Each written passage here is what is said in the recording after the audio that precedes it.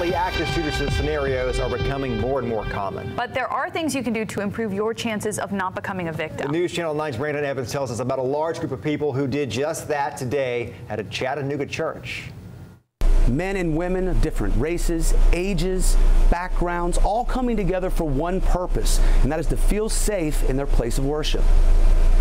Church used to be a sanctuary, but now it isn't anymore. There's no place safe.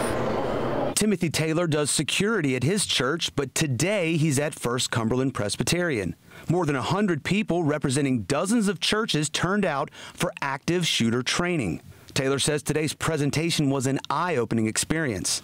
We have to actually come up with some type of plan for protection, you know, and most people, they actually do freeze when they're put in a certain predicament. Meanwhile, Emily Howard says she may be 90 years old, but she can still handle herself. I keep a hornet spray by my bed.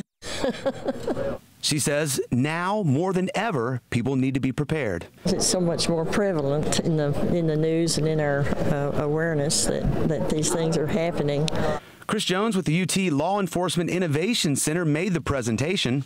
He talked about the importance of a proactive approach. That means having a plan, practicing that plan, and then evaluating those practices. There's a lot of people have emergency management planning for various natural disasters, but rarely do they ever for active shooter or workplace violence type stuff. The presentation focused on what your best options are in an active shooter situation, like escaping the location, sheltering in place, or if needed, fighting. Even though we teach the run, hide, fight model, which sounds simplistic, there are some things that you have to keep in mind before you implement it.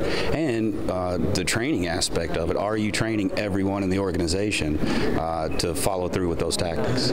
I'm Brandon Evans, News Channel 9. Another tip in an active shooter situation, remain quiet and silence your phone so the shooter can't hear where you are. And many people are speaking out in regards to the